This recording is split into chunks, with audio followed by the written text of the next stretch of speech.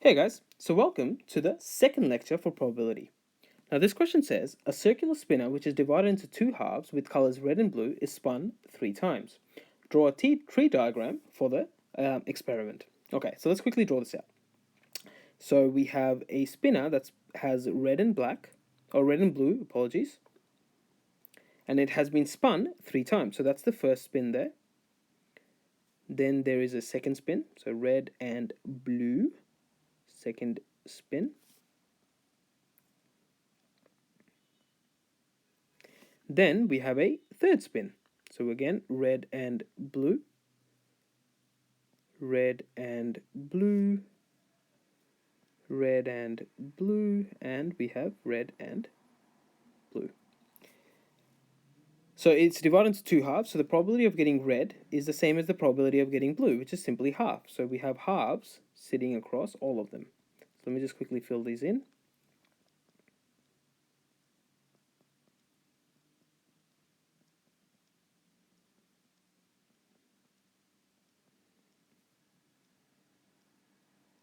Okay, now calculate the probability of getting 3 reds in a row.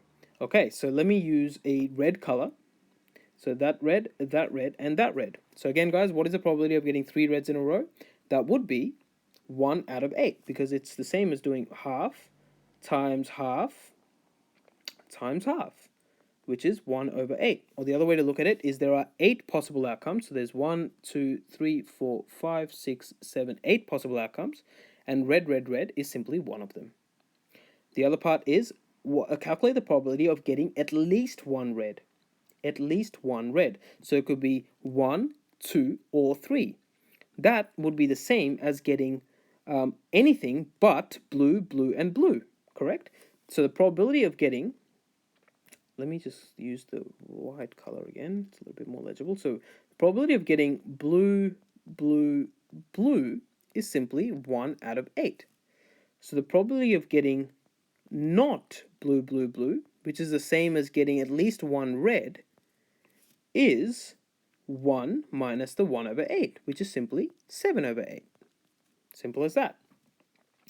Then, what is the probability of getting no reds at all? So again, that is the same as the probability of getting 3 blues. Because the probability of getting no reds means there are only blues. That means the probability of getting no reds is 1 out of 8. Fantastic. Let's move to the next question. Okay, so this particular question says there are 2 yellow tickets, 3 green tickets, and 4 black tickets in a jar. After being chosen, a ticket is not put back. What are the chances of getting a yellow ticket first and then a black ticket?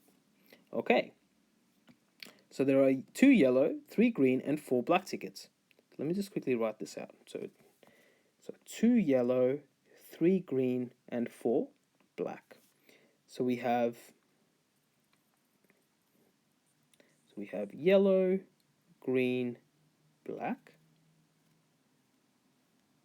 Yellow, green, and black. Yellow, green, and black. And then finally we have yellow, green, and black. So the chances of getting yellow is 2 out of 2 plus 3 plus 4. So 2 plus 3 plus 4. So we have a total of 9 tickets. So the probability of getting a yellow in the first draw is 2 out of 9. Probability of getting a green is 3 out of 9. And the probability of getting a black is 4 out of 9. Okay, and I think I've been calling it blue, but it's actually black. Okay, so the next one, if I got a yellow in this case, I would have, so if I had chosen a yellow in the first draw, I would have 1 out of 8 chances of getting a yellow again. I would have a 3 out of 8 chance of getting a green, and I would have a 4 out of 8 chance of getting a black. Similarly, if I got a green the first time around, then I would have a 2 out of 8 chance of getting a yellow, 2 out of 8 chance of getting a green, and then I would have 4 out of 8 chance of getting a black. Then if I drew a black the first time, I would have 2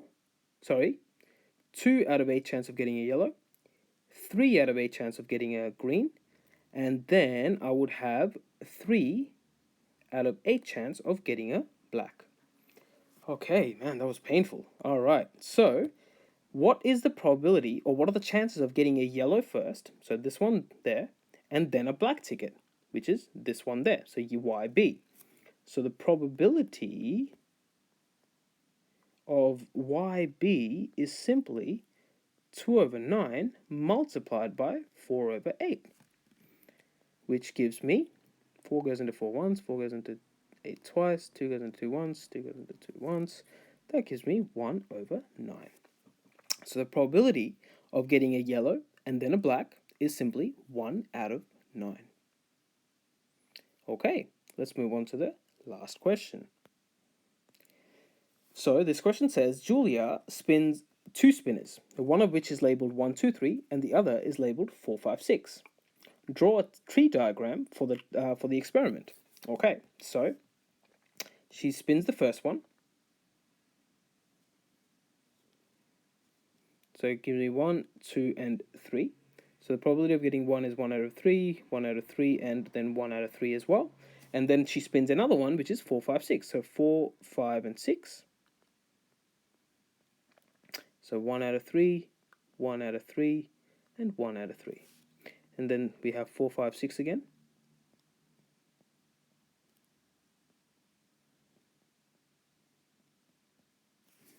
And then we have 4, 5, 6 again.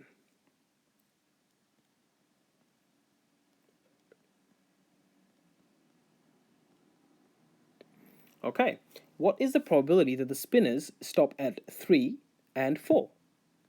So we are looking at this particular combination here. So this and then this. So that would simply be 1 out of 3 times 1 out of 3, which gives us 1 out of 9. So that would be 1 out of 9 there. Find the probability that the spinners do not stop at 3 over 4. So if the probability of it stopping at 3 over 4 is 1 over 9, the probability of stopping at not 3 over 4 would be 1 minus, so not 3 and 4 would be 1 minus 1 over 9, which is simply 8 over 9. Easy.